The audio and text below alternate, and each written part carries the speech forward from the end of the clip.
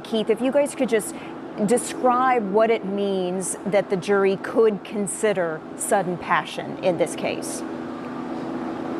So a jury would have to put themselves, one, in Karmelo Anthony's shoes and determine whether or not a reasonable person would lack the time to have cool reflection in this situation, in a situation like this. And if they don't feel that a reasonable person would have time for cool reflection, then they would find sudden passion. If they do think a reasonable person would have time to coolly reflect on it, then they wouldn't find sudden passion, and then they would be stuck with the punishment range for the 5 to 99 years. There's no sudden passion. Okay.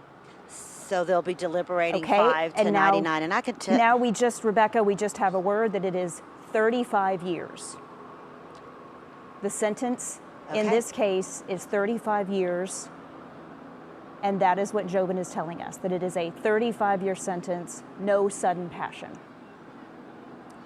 So, Keith, tell us what that means when it comes to how many years he'll have to spend in prison and the appellate process now. So, murder is an aggravated offense, so for parole laws, he's going to have to do at least 50% of his time, so 17 and a half years in prison before they can even look at his file to consider for parole. It doesn't mean that he's going to automatically get parole, but they cannot consider him for 17 and a half years.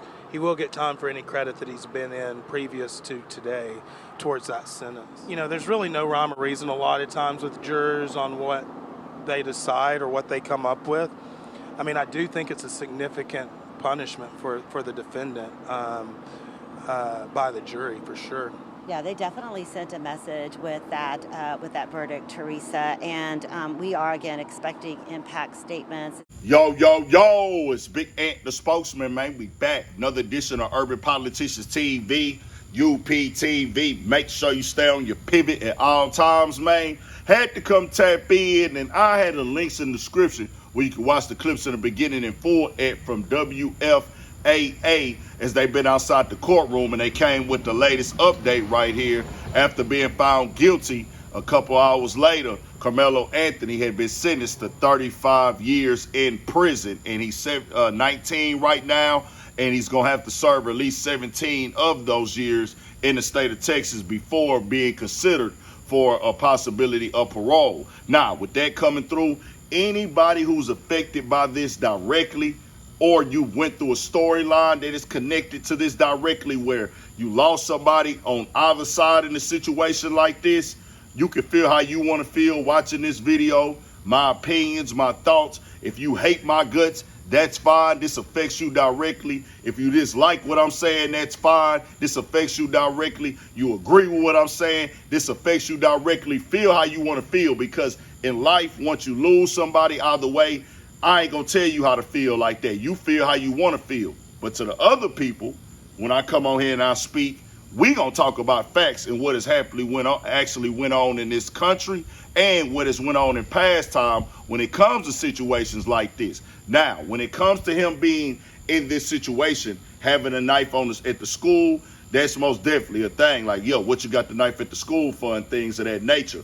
But the reason I made the prediction, because people is in their feelings in the comments, the reason I made the prediction that he would be able to not be charged for murder, I was thinking maybe a lesser charge in this situation right here, was because of the fact I've seen it happen for other people before. You could go look at the case in Allison. I keep bringing that situation up. They were into it. There was an altercation. The guy ended up stabbing him with that right there. Murder was on the table with that. They were into it. They were going back and forth. There was drama. And then they ended up running into each other in the bathroom. He had the knife on him, pulled it out, and used it on him in that situation right there. So I kept saying, hey, this right here sets kind of a precedent of law in my mind, to where in the state of Texas, they have the option of a lesser charge. He got charged with a negligent homicide, and that's what they found him guilty of instead of the murder. Also, let's not play like we haven't seen other cases out here. You could tell me, hey, the knife is too far, you didn't match the force, hey, he didn't have a weapon on him, why'd you go there? It was just a push. Well, I could come on here and say, well, Zimmerman Trayvon Martin didn't have a gun in the Zimmerman fight. How does he get to shoot him and then say he shot him? Well, I fear for my life. We were fighting and stuff, but he didn't have a gun. You approached him, you got up on him, and you walk away free. That's all I'm saying. Then also with these type of situations, Rick Child, we seen this situation right here. Okay, the kid had a gun on him. They claim he pointed the gun or something of that nature, but who's to say whatever? It wasn't on camera. That kid was running away. How is he a threat running away from y'all and y'all chased him down? Y'all made the threat and you walk away without a manslaughter or anything. So I didn't base my decision of he won't be found guilty of murder. I based it off of what I seen in the past with this situation right here. Y'all keep turning it into, hey, it's not about race. This is about black people not want to take accountability and not raising your kids correctly. Well, guess what I'm going to come on here and say? We know don't put our hands on nobody else because you don't know how they going to react to it. So him going into this tent, I said, in my mind, there's a reasonable doubt of him going there to commit a homicide. This is what I said. For the simple fact, if he's going to a tent because it's raining, he has a reason to be there. He had a reason to be at the track meet. He's sitting there talking to somebody he knew, we later found out once facts came out in the court. You go approach him after he already sitting there. They said a few minutes or 2 minutes before the guys came, and they tell him to get up and leave. He like, well, hold on, bro. I'm cool. Like, I'm straight. I'm sitting there talking to him. It gets escalated. They call him the aggressor, but hey, fam, how am I the aggressor when I was sitting here minding my business and chilling? So that was my whole point with it. And then also, I'm not going to play numb to the fact when you have a jury, you're supposed to have a jury of your peers, bro. And there's not one black person on the jury. I'll just have to call that out. I would be fake if I would say that don't add up to me. So people are going to feel how they feel about this right here. The way that it came out and went down and the way that I was comparing it to other situations. We had Kyle Rittenhouse drive state to state with the gun and go out and get self-defense. Went to the incident, and then they get up on him. He shoots people, kills them, and he walks free in this situation. Now, you can keep telling me about the knife, but other situations where there was guns involved and a person went to the threat, went and started the altercation in the situation, and they get the self-defense. So that's just why I was coming from with it when I made that decision.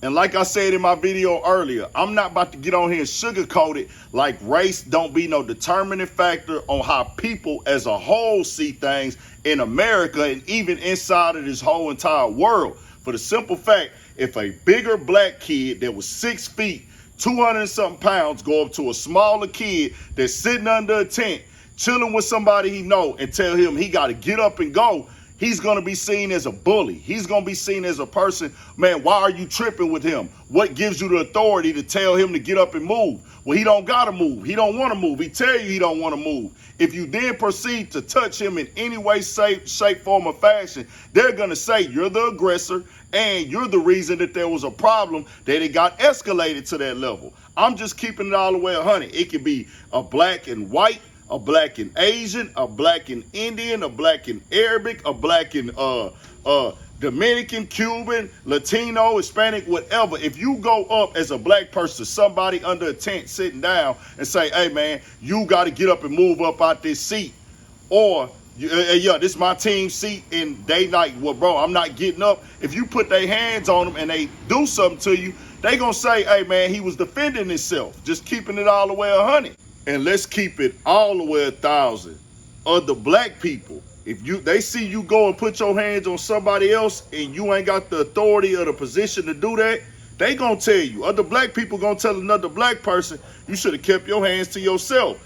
I know that's a cold, hard truth for others to hear and see, but I can't come on here and lie and sugarcoat it to y'all like that. Now, the laws are the laws. They are that they were. The process is the process. The decision got made. He'll have to see about getting an appeal. I'm pretty sure they're going forward with that process. And it is what it is. I'm just calling out the reality of aspects when it comes to things like this and how people see it and view it. Tell me what y'all think. Stay on your pivot. 1,000 for shit show. More coming.